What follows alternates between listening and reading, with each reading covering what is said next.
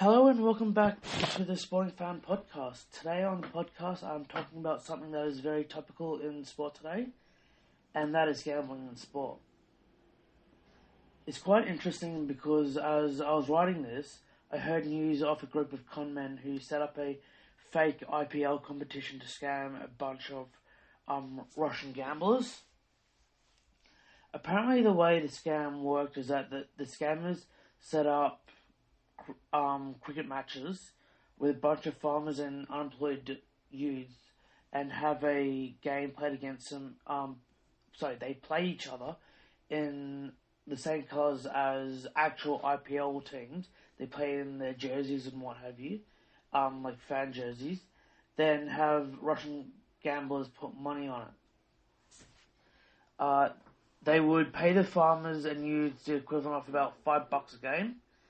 And they went from there. The fake IPL competition started approximately 3 weeks after the real IPL had finished, and that they went all the way to try and get people to fall for it. They have hired a farm and installed a pitch, bought a high-resolution camera and broadcast the games live over YouTube. And they even went to the length of adding crowd noises so it seemed like a legitimate game. The funny thing is that the scam actually worked. They would have obviously liked a little bit more money than what they actually got, but they still managed to get the equivalent of about $4,000 from what I've read, and people fell for it. The story is quite interesting, and I'm interested to see what comes of it. And I also would like to see what actually happens to the conmen, because apparently they have been caught, but I'm currently unsure what the charges against the conmen actually are, or even if they will be charged with anything. This is definitely a watch this space kind of story. I wonder, and it'll be interesting to see where that all ends up. With gambling in sport is being quite controversial, especially when they started sponsoring both teams and governing bodies, such as the NRL. Gambling companies have so many different options that you can bet on. It's hard to keep up with what the new things are actually coming up with. For example, you used to be basically only able to bet on the head-to-head market in the NRL, and then they had the line, and now they have so many different options that you can put it on a team win by 1 to 12 or 13 plus. You can pick the total match points first and anytime try scorer, and even the player of the match, and that doesn't even cover all of them. There's plenty of more markets than that out there.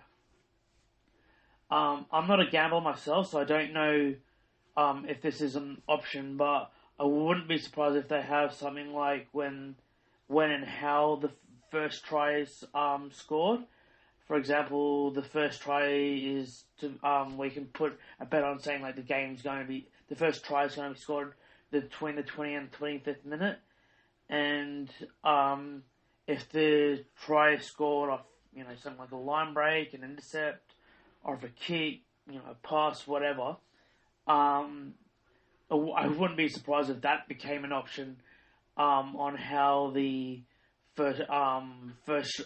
when and how the first try is scored, if it's not already. It's a kind of a catch-22 for the governing bodies of these sporting competitions, with having a relationship with gambling companies, because it can really help grow a sport, especially in areas that they're not quite yet set up, and they would like a bigger market. But it also has its drawbacks, and it has its problems with when there's a possibility of both match and spot fixing. Or alternatively, has the perception of that teams and or the competition fixes games. The reason why it can help grow the sporting competition is because people see that as an option to bet on, and people start watching it as they want to learn who the good teams are and what they're actually betting on. An example of this is a lot of the American sports here in Australia. 10 years ago, outside the NBA, there were people that watched some of the American sports, such as the NFL, but I wouldn't say that there were that many people that were watching it. They were definitely in the minority that with people that watched it. Now I know quite a lot of people that watch the NFL, and a lot of people I know gamble on it. Yeah, like 10 years ago, that would have been kind of out there with, a lot of Australians with the NFL. Not many. There were definitely a very, very, very small number of people that watch it, but it's been growing every year. Obviously gambling isn't the sole reason why those sports, such as the NFL, has grown in Australia and around the world, but it certainly has played its part. Some have suggested that that the NRL do something similar to the NFL, whereby they use the gambling companies to start opening markets in the US, so that they can link it with gambling companies to really push it, so it helps both the gambling companies and the NRL or whatever the sporting body might be. The gambling companies obviously have a big role. The benefits to them are pretty obvious because they'll have more people betting, putting more more money coming in, and inevitably, some people might have a hot streak, but inevitably they start losing money, and the NRL or whatever the sporting body might be ends up growing, and they can get bigger bigger viewership, which means they can get more broadcast deals, meaning more money for them. Whether sporting leagues want to go down that route with gambling companies, who knows? Only people in charge can really, of those sporting competitions, can really answer that. But who knows? But it's certainly an option that's open for them if they want to go down that line. They certainly can tap into that. Personally, I don't think they should, though, because it can lead to many negative consequences on the game. While there are obviously benefits for the competition if they do that, it's something that can really have a negative effect. Like, sure, it's worked for the American sports here in Australia, and it can help the Australian sports like league, union, AFL, soccer, and that. And sure, they they bring that money in is definitely, and especially when there's major sponsors, they're giving them millions of dollars. It definitely is a positive for them, but there's always going to be that perception that there's a conflict of interest if they do start taking that money from gambling companies and using them to promote the game. Because rightly or wrongly, if a team loses and there's been some controversial calls throughout the game, people will start asking whether what were the odds on the game, what was the margin, who was the favourites, who's the money, or who was the money on. So there's definitely there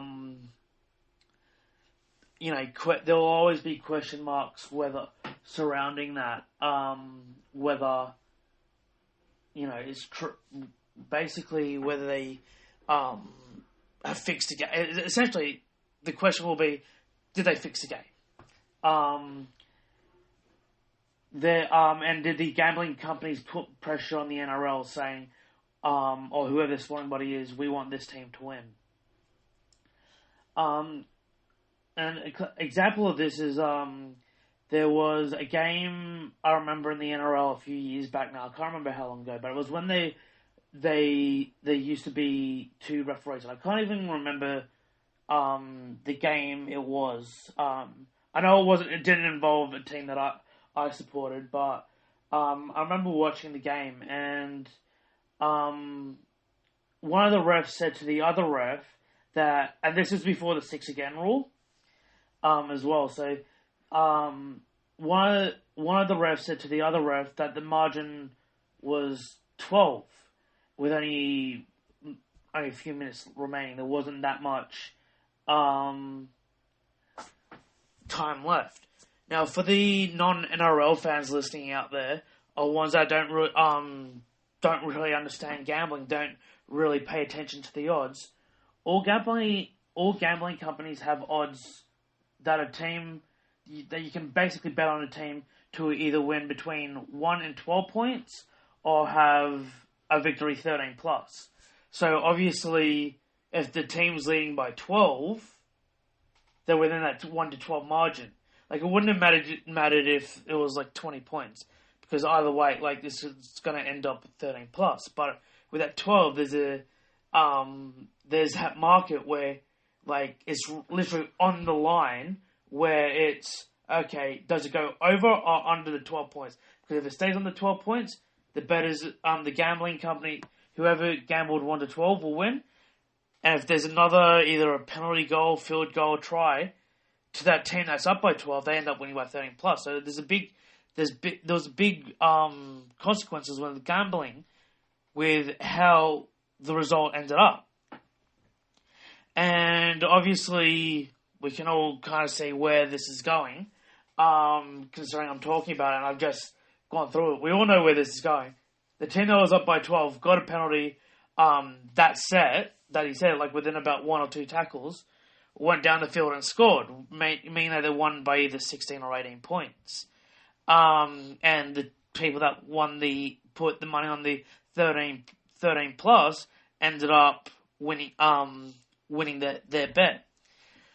You know, the NRL original was originally quiet on this issue when asked. So when people asked, like, why was it mentioned, they were kind of, glossed over and went next question. But then they tried to explain it away, saying it meant nothing, and it was just a poor choice of words by the ref.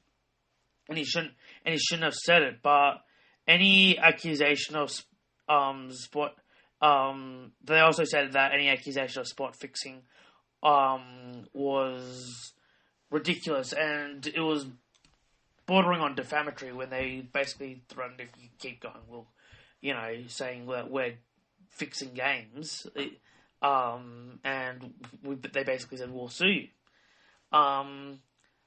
Obviously, this didn't really stick with the fans, especially considering they knew they had gambling companies as major sponsors.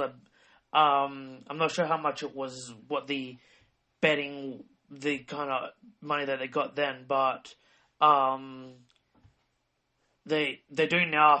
I think they get about $30 million from Sportsbet. I think Sportsbet's a major sponsor of the NRL, and they get $30 million a year. I believe I'm right in saying that. So many fans were questioning, like, was there some kind of fixing involved? Like, did the Sportsbet say, like, we want this team to win by a certain amount of points, so the referees went out and tried to get them to win by that many points? Even those who didn't believe the game was fixed were like, why would the score even be mentioned between the referees? Like, it doesn't really make sense.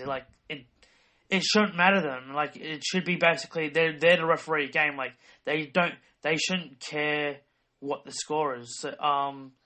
So the only thing that the referees they're basically saying the only thing that the referees should be paying attention to is the game itself, and on the big if they're looking at the big screen, the only thing that they should be looking at is where they should possibly make a decision say if they go back, which in NRL they don't, in rugby union they do.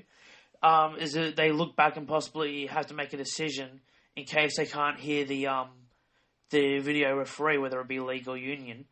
So they can make a decision.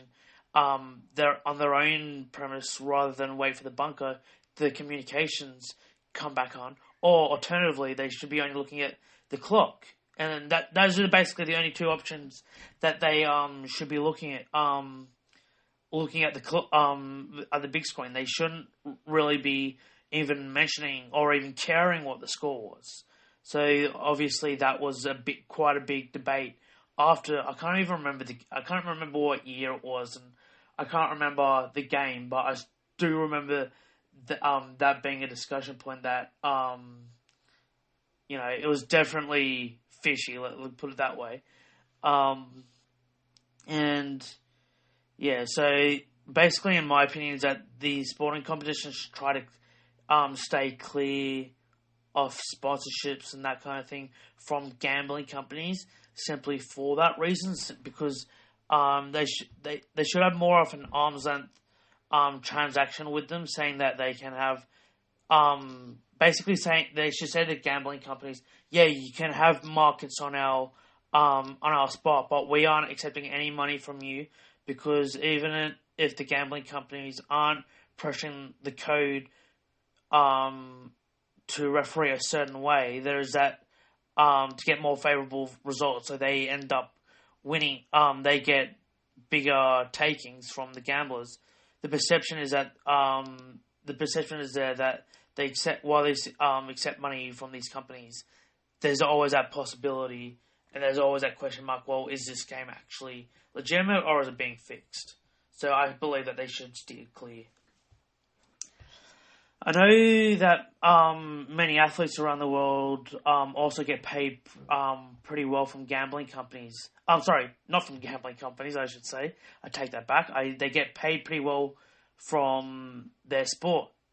But there have been many cases in sport where players get done for both match fixing, spot fixing, gambling on games that they shouldn't be gambling on, whether it be on the game that they're playing in themselves or just in their sport. For example, NRL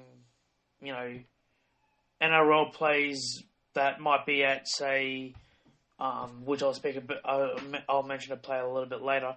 A Manly player put money on, for example, and I don't know which game he won, but it was basically a game that Manly wasn't playing in. He put money on in the another NRL game though, and then he ended up getting caught.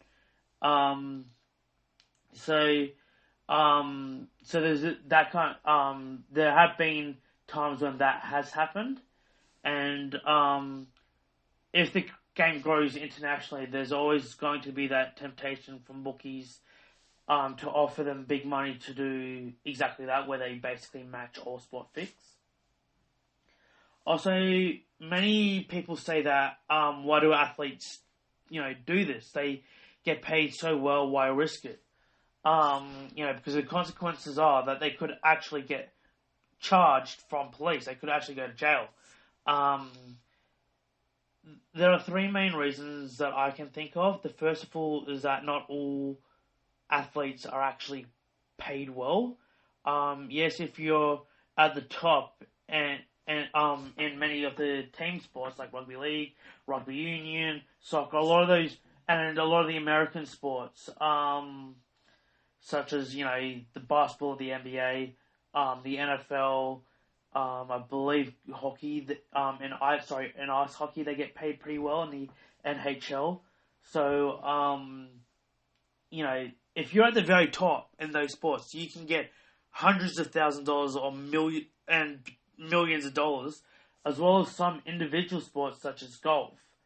The top players, yes, they are earning that massive money. So you'd say, like, why would they do it? But if you're only just coming through, like if you're, say, 18, 19, 20, you're basically at the bottom. You're not really earning that. You're not or alternatively, you're just a fringe player.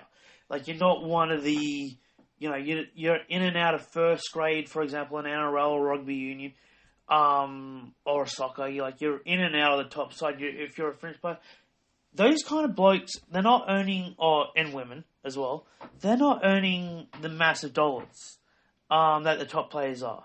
They're probably only going to be, like, for example, in the NRL, they're only going to be earning, probably $80,000, $90,000, $100,000 max. So they're not going to be earning the massive money that the other players are, where they're getting $1 million plus a year. Where they're getting the contracts that are, could be 500, 600,000, 800,000, 1 million, or in the NBA, like 50 and 60 million. They're not going to be earning that kind of money. So, an example of this is many of the Olympic sports. Yes, obviously, there's blokes like Usain Bolt where they get paid really well, and, but, for every Usain Bolt, there's a ton of other athletes at the Olympics that don't actually get paid that well. And for example, in boxing, they're amateurs, so I believe they're amateurs, so they don't even get paid. In boxing, they don't even get paid. So, there's definitely that where the players don't earn that kind of that big money, and they get and because of the training regimen, they struggle to get proper work to supplement the income. So they're not earning. They basically, if someone offers them $20,000 or $30,000 to do a particular either sport or match fix, for a lot of these blokes, it's hard to say no. That's not trying to justify it. That's not me trying to say it's right, because obviously it's not. They shouldn't be match fixing. But I can certainly understand why athletes do that. And if you're one of those fringe players in a sport that doesn't get paid a massive amount, like I said, it's sometimes hard to say no, because like if you've got a family, someone gives you 20 grand, it's that pays even 10 grand, 5 grand. That can pay a lot of expenses that they wouldn't have been able to pay otherwise. So, like I said, I don't believe it's right, but I can certainly understand and see why people do it. The second reason is different. There's got similarities, but it is different. And the thing is that they have a gambling issue, and they've had massive losses, so they find themselves in a situation where they're desperate and they really need money. So basically the gambling companies come in or the bookies come in and fill the void. Obviously, athletes that do gamble and have lost money, not all of them need extra money. They don't need the bonuses. They don't need they don't need to take the match payments, because they're getting paid enough, and they don't really have the gambling debts built up. It's kind of under control. Believe there are cases like this. I believe Nathan Hindmarsh was in this situation where I believe he lost something like 300 or 400 grand on pokies. He didn't gamble on matches or anything. He put it through the pokies. I believe Chris Sander was another one that lost hundreds of thousands of dollars in the same going away. But credit to them, they paid off their debt and they didn't take money from bookies. So credit to them. They said they kept their ethic. They keep their ethics, saying like, nope, we're not going to lower ourselves to that, and we're going to we dug ourselves into this hole, and we're going to get ourselves out of it the right way. But there have been players who bet on NRL games that they aren't in, and the clubs weren't involved with either. They're like, an example of this is the Wolfman, David Williams. He bet on other NRL games. That's Manly were a part of. And basically what he did is he went along, put money on matches. And he got suspended.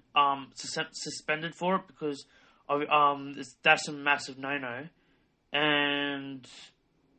But as far as I'm aware, when I did the research, as far as I knew, he didn't take money. Credit to him as well. He didn't take any money from bookies either. So, in those three players,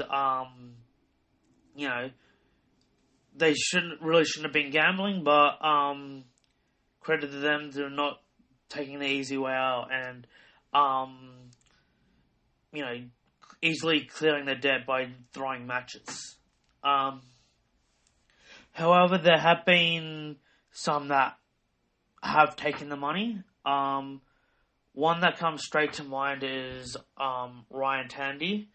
He was a player back around 10 to 15 years ago in the NRL, and he played for both the Melbourne Storm and the Bulldogs. His situation was that he was playing for the Bulldogs at the time of the situation, and they were playing against the Cowboys, and he put money on that the first points of the game were going to be a penalty goal to the Cowboys, which in that game, in the game that he was playing, which is obviously a major concern, because he can obviously determine that outcome. He can try to do actions to make sure that does happen, and he wins his bet, and he makes he makes a profit out of it. And basically, what he did, he dropped the ball cold very early in the game before any points were scored, and then in the ensuing set from the Cowboys, gave a penalty that was, I think, from memory, either right in front or just to the side of the post. It was an easy kick. He gave away a penalty, which would have meant that the Cowboys could have taken the 2, and then he wins the bet. As it so happened, the Cowboys, I think they either kicked for touch or they took a tap, and they ended up scoring a try. So he obviously didn't win any money, but the alarm bells started going off because when he did what he did, it brought some attention to the gambling on the games, and there were a lot of bets placed on a Cowboys penalty goal as a first mode of scoring in the game, which was very rare that the amount of money that was put on how the first points were scored. There was a lot of questions saying, why is there such a high percentage of money on that? Like, cause they very rarely, because in rugby league, usually the first mode of scoring is a try. It's not usually, like in rugby union, you could see if it was potentially a penalty goal, because in union they take a lot more, they do go after the penalty shot a lot more, but they don't do so much in league. Ryan Tandy, and then it found out a lot of the money was actually from either Ryan Tandy himself or people that he knew. So he obviously got sacked, and I believe he got suspended. He never got played at the NRL again, and unfortunately he died in 2014 from a drug overdose. It was kind of a sad story in the end. But for people like Tandy, when they're in debt and desperate, they are vulnerable to doing something like this and doing the wrong thing. The third thing is that the third reason why people do it is probably the most obvious one, is just straight out greed. There have been many stories where players have taken a bribe for them to do a certain action, and the ones that usually they're just usually just greedy. While some are desperate, like the ones I just described, when someone is in debt, but there are also times when people just they want to artificially inflate their income. They just, we want to buy a new house. We want to go, after the season's over, we want to go on a holiday, and instead of going, economy class, I want to go business class, or I want to go first class. So they they take the money, and they, just because for their own personal greed. The two most famous ones in cricket that I can think of is the Hansi Cronje one. Sorry, the Hansi Cronje one, where he took money to forecast. I believe it was to forecast a series that South Africa was a part of. He was captain at the time. I think it was a little bit more than. Well, he tried to say that he was forecasting or predicting the outcome of the series, but when you see dig a little bit deeper, it sounded like they were fixing the game, because players such as Herschel Gibbs were also offered money during the series, where he was either on one or two of the games. He was offered in the ballpark,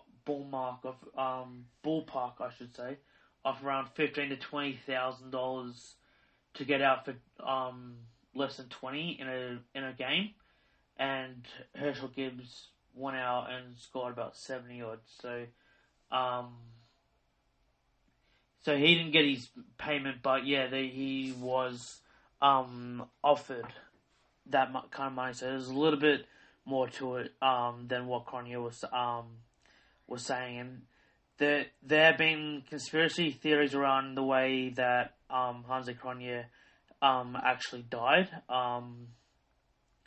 Basically, the story, what the story is, that he died in a plane crash, and it was ruled an accident. I can't remember if it was a mechanical failure or just pilot error, but the plane went down and crashed, and he died.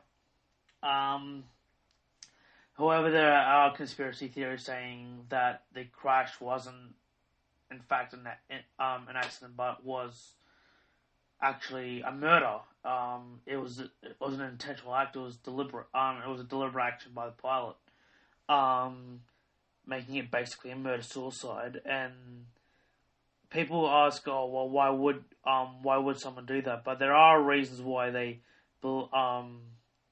There is a couple of reasons that the conspiracy theories say that there was why it was a deliberate action. It was basically saying that Hansi Cronje was going to talk to authorities and tell them everything, and obviously the bookies didn't want that to happen. So because they would all end up going to court and probably going to jail. They obviously didn't want that to happen, so they asked basically paid off the pilot to crash the plane and die. Another conspiracy theory is that basically the bookies weren't happy that they didn't get return on the desired on their bets. They were quite angry. They were angry with Cronje that he basically didn't live up to his side of the bargain. So, same situation. The guy had the pilot deliberately crash a plane in a murder-suicide. So, the question is, what was the motive for the pilot? That's the only thing that you have to ask. So, whether he was suicidal or he was in on with the bookies and he knew that he was going to go to jail or whatever. But there were questions as to what the motivation was for the pilot, why he would have crashed and killed himself. So that was but I believe it was I believe it was just an accident. Something just went wrong and they crashed. But who knows? The conspiracy theories might be wrong. Might be right. I hope they're not. But yeah, we'll probably never know. The second one that is quite famous in the circles of cricket is the Pakistan series against England in 2010, where the then Pakistani captain Salman Butt and fast bowlers Muhammad Abi and Muhammad Asif were caught spot fixing, where they would bowl deliberate no balls, and that's for Muhammad Ami and Muhammad Asif. Salman Butt was a batter, but he also received money, and I'm not sure what his role was, but I know he did definitely accept money. The only one that people had questions about was Muhammad Amir, because he was, I believe, only 17. He was either only 17 or 18 at the time when he got caught, and people were unsure if he was threatened or pressured or felt pressured. But from Butt, Butt being the captain, basically said, if people don't know if Butt said like, "Oh, you want to stay in the team, take the money," kind of thing. People were unsure, or if it was just Butt may not threatened him, but they might Butt goes, "Oh, this might further your bank account, whatever," and kind of put subtly made him feel bad if he didn't take the money, or that pressure came from the bookies. And there was, and he wasn't sure what to do, whether he can dob them in. So he took the money. So there were these questions around me, whether he just got greedy and took the money, or if he was actually pressured or threatened into it. But all the others, the other two, Muhammad Asif and Salman Butt, there wasn't that kind of sympathy for them. All were suspended from the game for different amounts of time, which I believe was a joke. They all should have been, especially Muhammad Asif and Salman Butt, they should have been banned for life, in my opinion. But they were given a few years so they could come back to play. Muhammad Amir actually came back and played for Pakistan about 5 or 6 years after the gambling situation. So he managed to come back and actually do that role, which I found quite was surprising, that A, that he was allowed to come back, and B, that anyone would actually want to pick him up considering his history. But yeah, they forgave him and let him come back. It was a bit of a shame though, because he was that he did take the money, that is, because he was such a fantastic left-arm bowler. He was a really good bowler when he was young, and then he had this that will always stay in him for the rest of his life. But they actually went to, they all actually went to jail. They actually all got charged with, I don't know the exact charge, but it's basically it was something along the lines of conspiracy of a match result that could have affected gambling results. So that's essentially what, in short, well, that's what basically what they got charged with. And yeah, they all went to jail. So, Salman Butt got 2.5 years in jail. Asif got a year in jail, and Amir got 3 months in jail. The thing was, after this, people started going back and they were asking questions about other questionable matches that the Pakistani team was involved with, and and people were asking, well, was that game fixed? I wonder if that was fixed, or what about this game or what about that play that looked a little bit sus that, or they were asking these kind of questions. An example of this was the Sydney Test. Not long before this, I believe it was in January of 2010, or maybe in January the previous year, because the Sydney Test is always in January, so it was either January of that year or the January of the year before, and Australia got bowled out for a very low total in the first innings. I remember it because it was pissing down raining,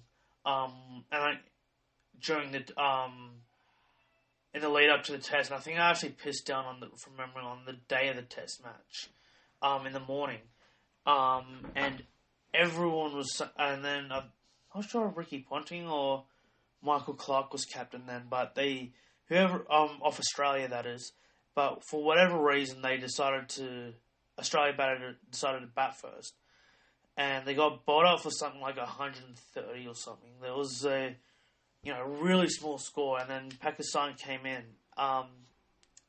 and they scored. I can't even remember what they scored, but they did get quite a good score, and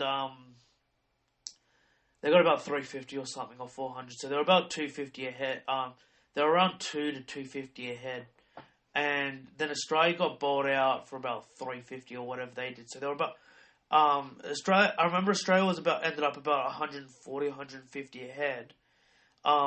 So Pakistan should have won the game, and as much as Sydney is a tough place to chase runs, and 150 is a quite tricky score, especially in Sydney at that time. They should have been able to get it quite easily, especially the way that they batted in the first innings.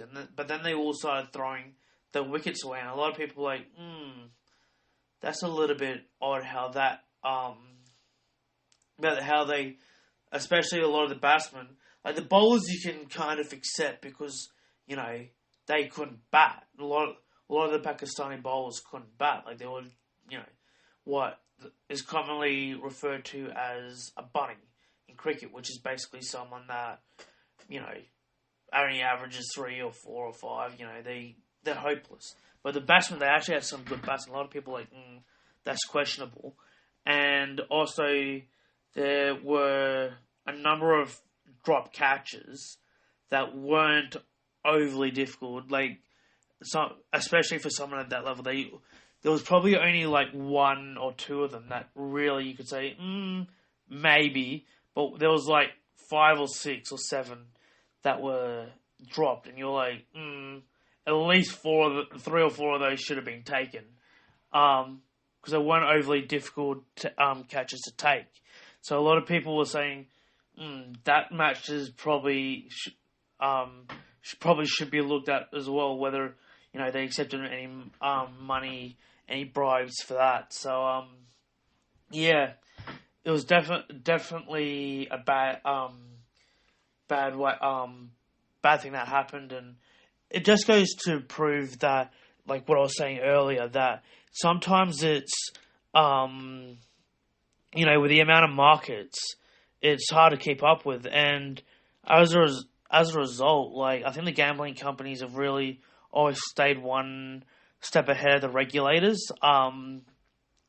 Simply because, there's too many, in my opinion, there's too many markets, which means that that allows people to basically spot and match fix. And for example, like I was saying earlier with the referees, that classic example is that the referees have the power to decide a game, and they can easily make several bad calls to favor results. So I think that the gambling really needs to be reeled in. simply because if they don't, there could be serious consequences long term, and they could lead to a slippery slope down, and yeah, who knows what could really happen. So yeah, that's my opinion. I'm interested to hear what everyone else's opinion on this is, because it is quite a controversial topic. It's definitely something that a lot of people discuss. A lot of people say, I believe this. I believe that some kind of gambling should exist. No gambling should exist. Others say that gambling companies should be allowed to basically, as long as they're not doing anything illegal, they should have as many markets as possible. Because we live in a capitalist society, they should be allowed to make as much money as possible. And if that means opening more markets and people put markets on it, well, then they're allowed. Then they should be allowed to do it. And so I'm interested to hear what your thoughts are, where you stand. I personally believe that gambling should be allowed, but they need to start reeling in some of these markets, so that there isn't as much money being lost when it comes to this. And it reduces the chances of match and spot fixing. So make sure you comment, and I'm really interested to hear what you guys think. Until next time, thank you very much.